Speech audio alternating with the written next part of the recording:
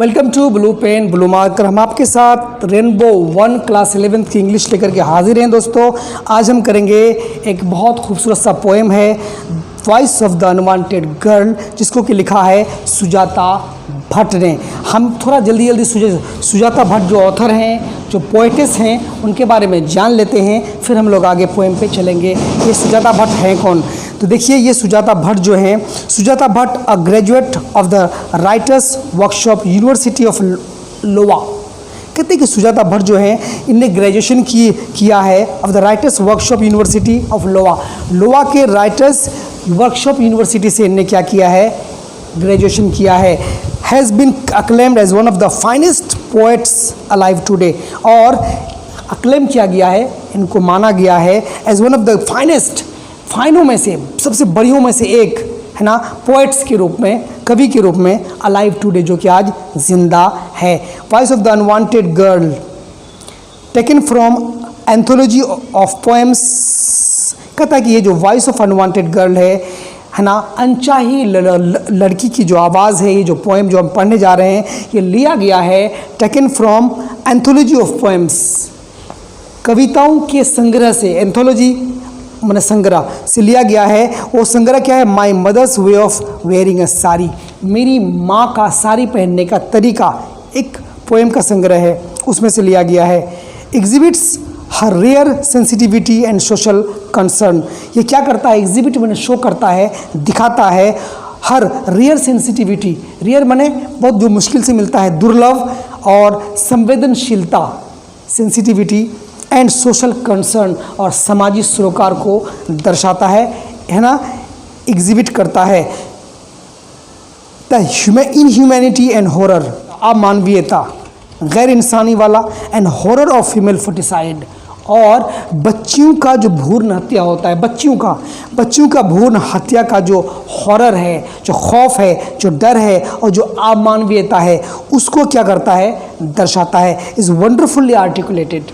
इस पोएम में बड़ा वंडरफुली, बहुत अच्छे तरीके से, बहुत आश्चर्यजनक रूप से, अद्भुत तरीके से आर्टिकुलेट किया गया है, वर्णन किया गया है, बयां किया गया है, व्यक्त किया गया है through a victim girl child. एक लड़की, छोटी सी लड़की जो कि विपत्तिग्रस्त है, विक्टिम है, शिकार है, उसके द्वारा इस पोएम को आर्टिकुलेट किया गया है, व्यक्त किया गया है। वो लड़की जो अभी पैदा भी नहीं हुई, जो कि माँ के पेट में ही है, माँ के गर्भ में है। It is really a stroke of genius to make an unborn victim.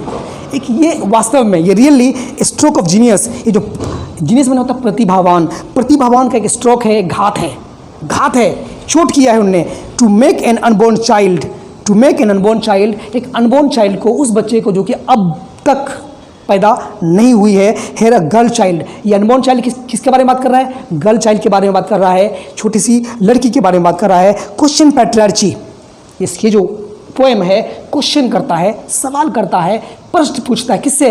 पैट्रियार्ची से। पैट्रियार्ची का मतलब होता है दोस्तों male domination, male dominated pattern of society, जहाँ लोगों का, जहाँ मर्द का राज चलता है, ऐसे सोसाइटी में है ना, इसको बोलते हैं पुरुष प्रधान समाज।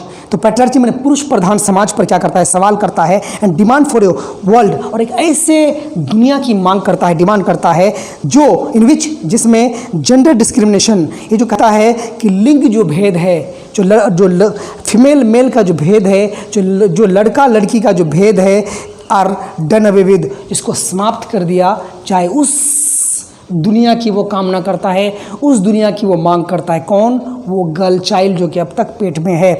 Done away with, to do away with का मतलब होता है समाप्त कर देना।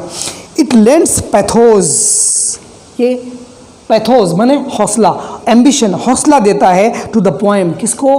कविता को। एंड मेक्स रीडर, और उसके पढ़ने वाले को, इसके पाठक को क्या करता है? मेक्स पोंडर, सोचने पर, पोंडर मैंने सोचना, सोचने पर क्या करता है? मजबूर करता है। Over the prevalent social bias, prevalent प्रचलित, जो आज का जो प्रचलित सोशल बायास है, सामाजिक पूर्वाग्रह है लड़कियों के प्रति, छोटी बच्चियों के प्रति, कि बच्ची पैदा होगी तो ऐसा ऐसा होगा।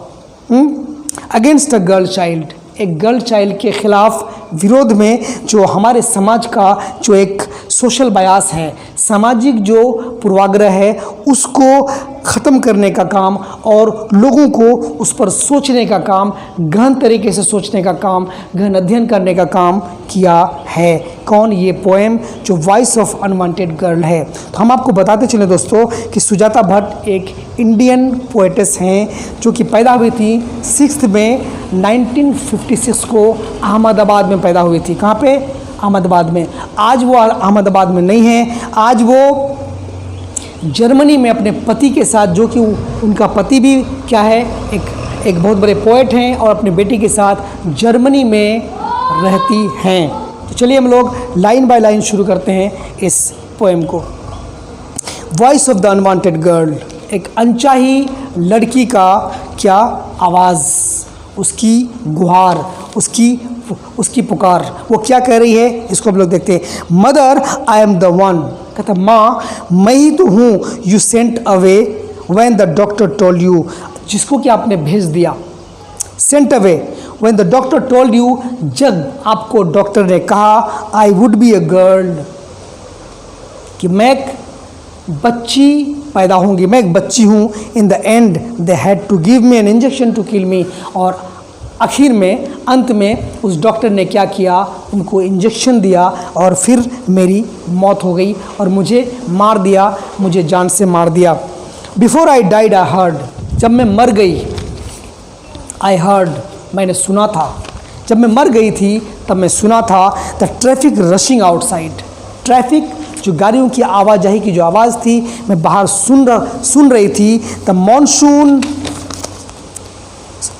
स्लश, मॉनसून में जब बारिश होती है तो पानी बहता है, गंदा गंदा कीचड़ होता है, ज़मीन गीली हो जाती है। स्लश मने होता है, इसको हम लोग कीचड़ कहते हैं, या फिर नरम मिट्टी, या फिर जो मैल कुचैल होता है उसको हम लोग बोलते हैं स्लश। जब मॉनसून बारिश होती है तो इस तरह की गंदगियाँ होती हैं, मैं उसको भी देखा था। And wind sulking through your beloved Mumbai, कहता है कि जब हवा सल्किंग मैंने रूठ कर, उदास होकर बह रही थी, कहाँ से? मुंबई से होकर के, आपके बिलोविड मुंबई जिसको आप बहुत प्यार करते हैं, उधर से होकर गुजर रही थी। आई could have clutch the neon blue, मैं चाहती थी, मैं क्लच करना चाहती थी, मैं ग्रास्प करना चाहती थी, मैं पकड़ना चाहती थी द नियॉन ब्लू। किसको? Neon blue. नियॉन होता है दोस्तों गैस का, एक इनर्ट गैस है, अक्रिय गैस है ना, जो कलरलेस होता है। लेकिन यहाँ उस गैस से मतलब नहीं है, यहाँ नियॉन ब्लू का मतलब होता है कि नीला आसमान। मैं भी नीला आसमान को देखना चाहती थी, लेकिन ऐसा हुआ नहीं। I could have colours the neon blue, no one wanted, जो कोई ऐसा नहीं चाहता था।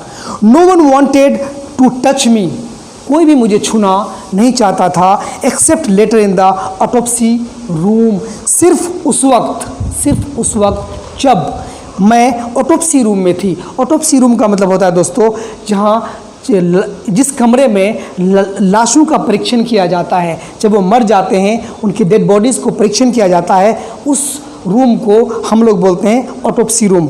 तो टू टच मी, कोई मुझे छूना नहीं चाहता था, लेकिन कब छुआ? जब मैं ऑटोप्सी रूम में थी। When they knew my mouth would not search for anything, जब वो लोग जानते थे कि मैं कुछ नहीं कह पाऊँगी, मैं कुछ नहीं कहूँगी, मेरा मुंह कुछ नहीं कुछ सर्च नहीं, किसी चीज़ के लिए सर्च नहीं करेगा, किसी चीज़ के लिए डिमांड नहीं करेगा। And my head could be measured and bent cut apart, और मेरे हेड को, मेरे माथे को नापा जाएगा और फिर बेंट कट अपार्ट, फिर उसको कट किया जाएगा, उसको काट दिया जाएगा।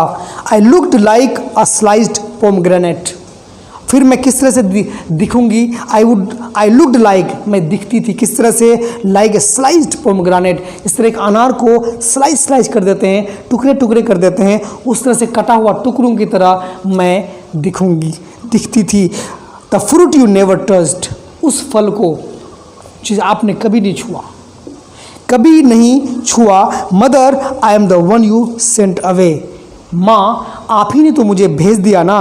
When the doctor told you, जब आपको डॉक्टर ने कहा था आई वुड बी ए गर्ल, मैं एक लड़की होंगी, आपके गर्भ में, आपके पेट में मैं एक लड़की हूँ, तभी आपने क्या फ़ैसला लिया था। योर सेकेंड गर्ल, मैं आपकी दूसरी बच्ची थी। आफ्टरवर्ड्स, उसके बाद, as soon as you could you put on your grass green sari. फिर आपने मुझे क्या किया, और फिर आपने नई साड़ी जो घास के कलर की ग्रीन थी उसको आपने पहना। The orange stem of the parijatak blossoms, कहता है कि पारिजातक एक फूल का पेड़ होता है दोस्तों। फूल का पेड़, उसका जो स्टेम्स है ऑरेंज कलर का है, ऑरेंज बोले तो नारंगी कलर का है। वो उस तरह की साड़ी पहन करके आप निकली। ग्लिसेंड इन योर हेयर, आपके बालों में चमक रहा था। ग्लिसेंड का मतलब होता है जब कुछ गीला गीला होता है तो चमकता है, तो इसको हम लोग ग्लिसेंड कहते हैं। तो यही वो बच्ची छोटी सी कह रही है कि आपने तो हमें, जब डॉक्टर ने आपको ऐसा कहा कि आपकी दूसरी बच्ची है, तो आपने हमें मारने का दे दिया ऑर्डर। फिर आप साड़ी पहनकर, ग्रीन से साड़ी पहन कर के खूबसूरत बन करके आप निकल पड़ी। आफ्टरवर्ड्स, उसके बाद, एवरीवन स्माइल्ड, आपको देख करके हर कोई क्या किया, स्माइल किया, खुश हुआ कि आप कितनी सुंदर लग रही हैं। But now I ask you, लेकिन अब मैं आपको पूछती हूँ, वो बच्ची कह रही है कि मैं अब आपको पूछती हूँ, टू लुक फॉर मी, मुझे खोजने के लिए। मदर, मेरी माँ, लुक फॉर मी, मेरे लिए खोजो, मुझे खोजो, बिकॉज, क्योंकि I want come to you in your dreams, कि मैं अब तुम्हारे पास तुम्हारे सपनों में भी नहीं आऊँगी। लुक फॉर मी मदर, कहता माँ मुझे खोजो। लुक, देखो, because I want become a flower, मैं एक फूल नहीं बन पाऊँगी। I want turn into A butterfly, मैं एक बटरफ्लाई भी नहीं बन पाऊँगी। मतलब कहने का मतलब है कि मैं अगर पैदा होती तो एक नन्ही सी कली होती, फिर बड़ी होती, फिर बटरफ्लाई की तरह यहाँ से वहाँ भागती। लेकिन आपने तो मुझे जन्म ही नहीं दिया, मुझे आने ही नहीं दिया इस दुनिया में, तो फिर मैं किस तरह से मैं बटरफ्लाई बनूँगी, मैं किस तरह से फ्लावर बन पाऊँगी। And I am not part of anyone song, और फिर मैं किसी की याद में भी नहीं रहूँगी, किसी की गीत का हिस्सा भी नहीं बन पाऊँगी। मतलब अगर मैं इस दुनिया में आती तो लोग मेरा नाम रखते, मेरे नाम से पुकारते, मेरे दोस्त होते, लोग मुझे मेरे नाम से याद करते। लेकिन अब तो ऐसा भी नहीं है, क्योंकि आपने मुझे पेट में ही क्या कर दिया, मार दिया, डॉक्टर की सलाह लेकर मार दिया। अब मैं किस तरह से लोग मुझे याद करेंगे। लुक, देखो मदर, माँ, देखो माँ, look for the place where you have sent me, उस जगह को देखो जहाँ तुमने मुझे भेज दिया है, जहाँ तुमने मुझे भेज दिया। Look for the unspeakable, look, देखो जो कि अनस्पीकेबल है, जिसको बोला नहीं जा सकता है, आप उसको नहीं बोल पाओगे। For the place that can never be described, उस जगह को जहाँ पर तुमने मुझे भेजा है, वहाँ उसके बारे में तुम कभी किसी से बयां भी नहीं कर पाओगे, उसका उल्लेख भी नहीं कर पाओगे। लुक फॉर मी, खोजो मुझे, माँ, मदर, खोजो मुझे, because this is what you have done, यही तो तुमने किया है ना, यही तो तुमने मेरे साथ किया है ना। लुक फॉर मी, मुझे खोजो, मुझे तलाश करो, मदर, माँ, because this is not God's will, क्योंकि जो तुमने किया है मेरे साथ, तुमने मुझे मारा है, तुमने मुझे जान से मार दिया, ये तो तुम्हारी मर्जी थी ना, ये तो भगवान की, खुदा की, ऊपर वाले की मर्जी तो बिल्कुल भी नहीं थी। लुक फॉर मी मदर, कहता मुझे खोजो माँ, because I smell of formaldehyde, क्योंकि मैं महक रही हूँ, मेरे से महक आ रही है, फॉर्मेल्डिहाइड की महक आ रही है। फॉर्मेल्डिहाइड दोस्तों एक गैस होता है जो वाटर में मिला करके किसी लेबोरेटरी में, किसी प्रयोगशाला में रखा जाता है ताकि कोई चीज़ ख़राब ना हो। आई स्मेल ऑफ फॉर्मेल्डिहाइड, मैं उस गैस की तरह, फॉर्मेल्डिहाइड की तरह स्मेल करती हूँ। आई स्टिल एंड, और मैं अब भी, I wish you would look for me, मैं अब भी चाहती हूँ कि तुम मुझे देखोगे, तुम मेरे तलाश करोगे। मदर, माँ, ख़त्म हो गया। तो यही है दोस्तों जो कि आपने देख लिया, ये एक अनबॉर्न चाइल्ड, जो बच्ची पैदा नहीं हुई है, जो पेट में है, उसको उसकी माँ क्या करती है, डॉक्टर की सलाह लेकर, जब डॉक्टर कहता है कि आपका की दूसरी बच्ची है, वो उसको मार देती है किल कर देती है, तो उसी बच्चे की आवाज़ है, वो कहती है कि माँ तुमने ऐसा क्यों किया, ये तुम्हारी चॉइस थी ना, मैं तो दुनिया में आना चाहती थी ना, मैं तो खेलना चाहती थी ना, मैं गुलाब बनना चाहती थी ना, मैं भी बटरफ्लाई की तरह उड़ना चाहती थी ना, मैं भी नियॉन स्काई जो नीला आसमान है उसके नीचे मैं भी तो सांस लेना चाहती थी ना, लेकिन आपने क्यों ऐसा किया। ये जो आपने किया ये बिल्कुल अनस्पीकेबल है, इसके बारे में नहीं बोला जा सकता है। ये तो भगवान ने भी ऐसा नहीं सोचा, भगवान ने भी ऐसा नहीं किया होगा, उनने तो मुझे भेजा था दुनिया में, ये तो आपकी चॉइस थी, ये तो आपने ऐसा मेरे साथ किया। माँ ऐसा क्यों किया, मुझे खोजो, आप मुझे खोजो, आप मुझे खोजो कि आपने मुझे ऐसा क्यों किया। एक आवाज़ है, एक दर्द है उस बच्चे की, उस अनबोर्न बच्चा जो अब पैदा नहीं हुआ है उसकी एक पुकार है इस मेल डोमिनेटेड सोसाइटी के लिए, जहाँ आए दिन भ्रूण हत्याएँ होती रहती हैं। जब पता चलता है कि ये लड़की है, इसको मार दो, इसको किल कर दो, इसको ख़त्म कर दो, इसका अबॉर्शन करवा दो, उसकी माँ का अबॉर्शन करवा दो। तो यही कहते हैं दोस्तों कि ये जो फीमेल फर्टिसाइड है ये बिल्कुल भी नहीं होना चाहिए। एक सभ्य समाज में, एक अच्छे समाज में ऐसा तो होना ही नहीं चाहिए। अगर ऐसा कुछ होगा तो ये मेल डोमिनेशन का क्या होगा। यहाँ हमें स्त्रियों का भी तो देखना है ना, स्त्रियों को भी तो उनका हक देना है ना।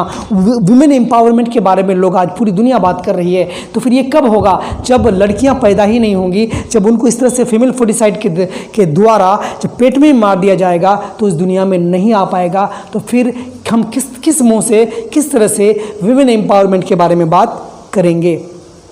तो चलिए, यही था पूरा का पूरा पोएम जो सुजाता भट्ट ने लिखा था। आपको कैसा लगा हमें कमेंट करके ज़रूर बताइएगा। Take care.